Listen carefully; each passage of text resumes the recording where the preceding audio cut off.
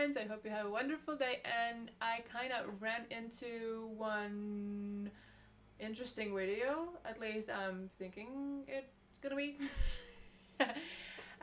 It's about Baltic Sea. Explain it. So, it's. Hi, Latvia. It's. So, it's here next to us, so I'm intrigued what they can tell me. Probably I will learn a bunch of stuff. So if you are interested, let's go. In the northeastern part of the Atlantic Ocean, after passing the British Isles and through the North Sea, the ocean is squeezed into a long and narrow stretch, protruding deep into the northern European mainland. Hugged by the Central European plains and the Fennoscandian Peninsula, a labyrinth of islands, straits, gulfs, and spits stretches for almost 2,000 kilometers, or 1,240 miles, through the continental shelf, with many geographical features to explore, a rich geological history, and many impressive infrastructure projects, which we'll explore in this video. Chapter 1. The Geography of the Baltic Sea. Covering nearly 390,000 square kilometers, or 150,000 square miles, the Baltic Sea is classified as a marginal sea, meaning it is enclosed by land to most sides, and its brackish waters are surrounded by the countries of Denmark, Sweden, Finland, Russia, Estonia, Latvia, Lithuania, Poland, and Germany. The sea can be... Oh, I didn't know that it's touching Russia as well. Okay. Subdivided into 5 main sections, with the Baltic Sea, or the Kattegat, marking the entrance from the North Sea, the Baltic proper, occupying the central parts where most of the large islands are poking out of the water, and finally the Gulfs of Riga, Finland, and Bothnia, which reach even further into the European mainland. The first land you encounter from the Kattegat is insular Denmark, with the major islands of Zealand, Fyn, Lolland, and Falster, creating a mesh of belts and fjords around the southwestern section of the Baltic Sea. From here, the so-called Baltic proper starts, which is considered the core of the Baltic Sea. From the massive chalk cliffs of Mon and Rügen, the southern... Looks good. Actually didn't expect that. shores turn into white sandy beaches behind a wall of forest along the Polish shore. At the Gulf of Gdansk, relentless currents and longshore drift have carried sands from these beaches to form several sandbanks and spits, which extend into the Baltic Sea and close off secluded lagoons along the way. These thin and fragile dividing lines are called spits, and if you wonder how exactly these are formed, I made an in-depth video about this topic, taking the neighboring Curonian spit between Kaliningrad and Lithuania as a case study. You can find the video in the description below. Maybe I will. After passing the coasts of Lithuania and southeastern Latvia, the Gulf of Riga extends into the mainland, occupying a basin between Latvia and the neighboring Estonia. It marks the first of 3 major gulfs, which cover the most northern section of the Baltic Sea and harbors the Latvian capital of Riga on its southern shore. In this region of the Baltic Sea, a very high density of current and former capitals can be found, with Helsinki and Tallinn occupying the mouth of the neighboring Gulf of Finland, while Stockholm and the former Russian Empire capital St. Petersburg lay on the opposite ends of this latitude. The southern shores of the Gulf of Finland are still relatively smooth and sandy, but this changes drastically when traversing the narrow gulf. The northern shores start to fracture apart into thousands of tiny islands and rock outcrops, which from here on... That's seriously a lot of tiny islands. Looks like kind of dust. Sand. forward characterize the rest of the Baltic coast, basically until we're back at the southern tip of Sweden. Southern Finland in particular is the most extreme example of this rugged and coarse coastline, with the Archipelago National Park alone covering 40,000 islets, yet it only constitutes a small part of the overall archipelago here. West of this island group lies the autonomous region of Åland, which is incorporated into Finland, while the national language is actually Swedish, and it marks the entrance into the last major subdivision of the Baltic Sea, the Gulf of Bothnia. After the narrow entrance to the Gulf, the sea opens up again before it closes in on the narrowest point of the Baltic Sea at South Kvarken, and is finally capped off by the Swedish-Finnish border, about 80 kilometers short of the polar circle. From the island of Holmen in South Kvarken, there's only a 25-kilometer stretch of water separating it from the Finnish land. And this shortcut has often been used to deliver mail in the past, when the sea was frozen during the long and harsh winters. That actually is interesting. What? Travelling down along the Swedish coast, we pass the islands of Gotland and Öland, roughly marking the latitude under which the Baltic Sea typically remains ice-free in the winter today. This ice cover, while it has become infrequent and unpredictable in recent years, has constituted a major pillar in the creation of the sea and its various stages throughout time, bringing us to Chapter 2, the geological history of the Baltic. Okay. About 40 million years ago, what is today the Baltic Sea used to be green plains and forests, with a dense network of rivers flowing through them. Waters from the Ural and Scandinavian mountains came together to form the Eridanos River in the middle of it, which carried these water masses to a massive delta around today's North Sea. Since then, several ice age cycles have carved this riverbed deeper and wider, up to the point where it became a sea, which has undergone several distinct stages in the past 130,000 years. During the last warm period, around 115,000 years ago, the Eemian Sea had an outlet to Russia's White Sea, but this overall gradient to the north has shifted over time, with the most recent ice age creating the so-called Baltic Ice Lake, as the glaciers retreated.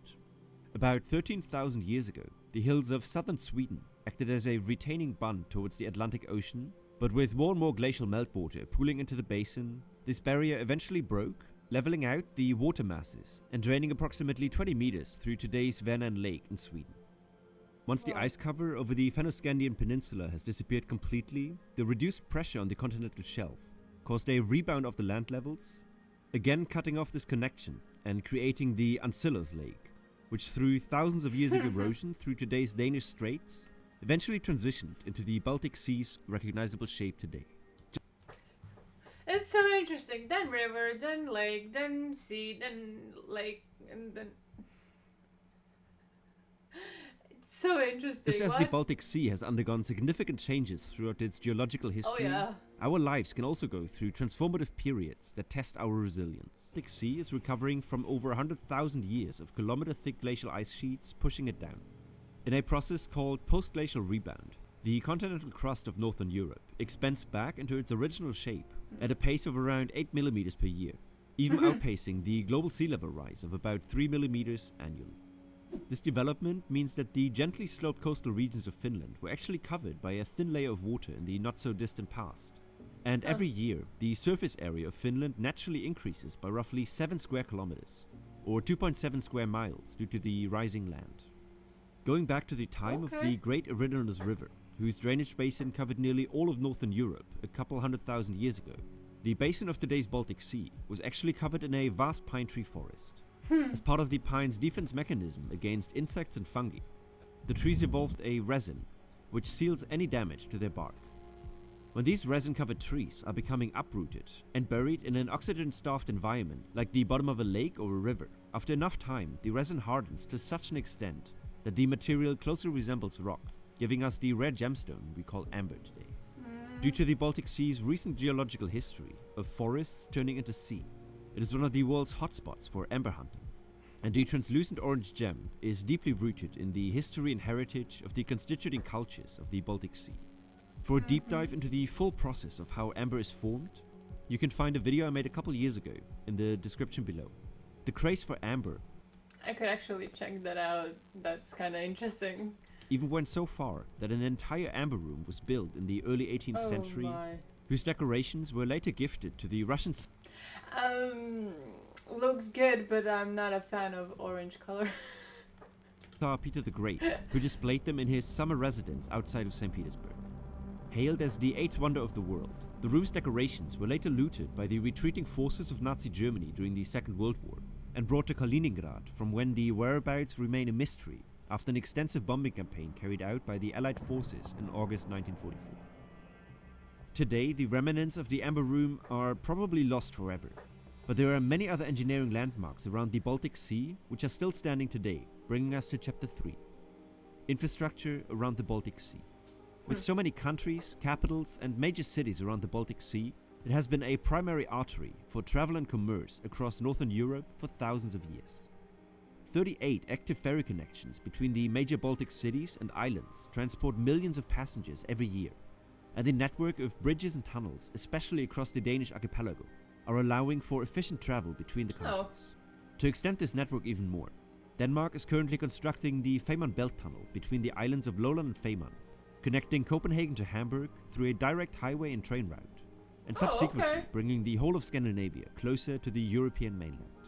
The 18-kilometer long immersed tunnel will be the longest of its kind and is expected to be completed in 2029, allowing travel and commerce. It's quite soon. Huh? Between the constituting countries hasn't always been the focus though, and many engineering remnants can be found throughout the drainage basin of the Baltic Sea, where countries try to find alternative ways to transport their goods in and out of the Baltic Sea. Whoever controlled the Danish straits in the past has often levied tolls on any goods coming in and out of the Baltic Sea, and the first entity to work on an alternative route was the Polish-Lithuanian Commonwealth.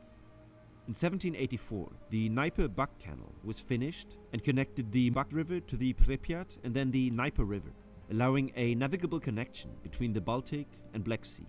After 2 cycles of decline and reconstruction across the last 200 years, however, a hydropower plant around the city of Brest now makes the canal unusable for continuous passage. Over 100 years later, the German Empire also tried to avoid Danish tolls and the bad weather of the Kattegat, so they constructed the Kiel Canal, cutting through the state of Schleswig-Holstein to the mouth of the Elbe River. This canal also allowed the growing German Navy to connect their Baltic and North Sea fleets in anticipation of coming conflict on the continent. Opposite to the Dnieper-Bug Canal, the Kiel Canal is still thriving today, actually clocking in the highest total vessel traffic of any artificial waterway in the world, with around 32,000 commercial and leisure vessels passing by every year, trying to cut a few hundred kilometers of their journey between the seas. 40 years later, the next project attempted to connect the Russian Barents Sea coast to the Baltic Sea through a canal to the White Sea. The White Sea Canal, constructed during Stalin's reign in 1933, didn't receive the funding it required though, and only offered a depth of 3.5 meters right after its construction, yielding it almost instantly useless for any significant commercial cargo transportation. The most recent canal constructed around the Baltic Sea, and the last stop of this video, was constructed through the Vistula Spit in Poland in 2022, which frees Polish vessels and barges from having to cross through Russian territorial waters to leave or get into the Vistula Lagoon. And with this, our journey around the Baltic Sea is coming to an end, and I hope you learned something new about this fascinating arm of the North Atlantic Ocean.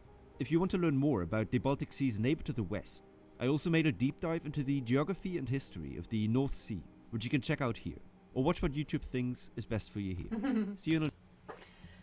Okay, that was actually really interesting, and I totally